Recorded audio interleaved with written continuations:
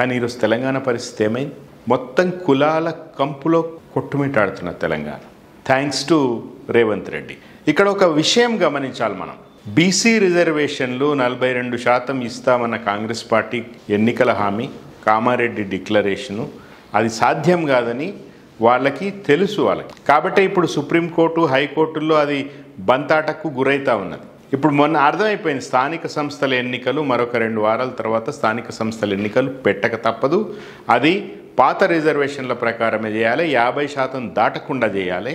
ఒకవేళ 50% దాటి ఇవ్వాలని అనుకుంటే కనుక అది మీరు జనరల్ కేటగిరీలోనే చేసుకోవాలి తప్ప 50% మించడానికి వీలే లేదని సుప్రీంకోర్టు చెప్పింది. సుప్రీంకోర్టు మొన్న తీవ్రంగా గడ్డి కూడా పెట్టింది. సుప్రీంకోర్టు తీర్పు ఉండగా, రిజర్వేషన్లు 50% దాటడానికి వీల్లేదు అని తీర్పు ఉండగా, మీరు ఒక జీవో 9 తెచ్చి జీవోతో ఇచ్చేస్తారా మీరు అని సుప్రీంకోర్టు గడ్డి పెట్టింది. సో రేవంత్ రెడ్డి గారు చాలా చాలా గొప్పగా క్లెయిమ్ చేసుకున్న అసెంబ్లీ సాక్షిగా నేను బీసీల కోసం రిజర్వేషన్లు తీసుకొచ్చిన అన్నది తుస్సుమన్నది.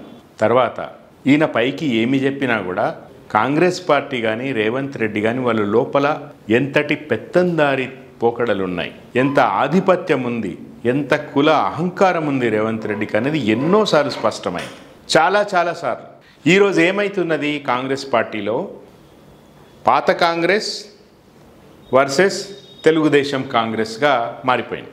రేవంత్ రెడ్డి గారు, ఆయన చుట్టూ ఉన్నవాళ్ళు, టీడీపీ నుంచి ఆయనతో పాటు వచ్చిన వాళ్ళు, అది సలహాదారుల రూపంలో కావచ్చు, చీఫ్ మినిస్టర్స్ ఆఫీస్ సీఎంఓలో కావచ్చు, ఆ కాంగ్రెస్ పార్టీని నడిపిస్తున్న సోషల్ మీడియా టీం కావచ్చు, ఎవరైనా కాంట్రాక్టర్లు కావచ్చు, ఎవరైనా కూడా తెలుగుదేశం పార్టీ మూలాలు ఉంటేనే పనులు అవుతున్నాయి, లేకపోతే అయితలేవు.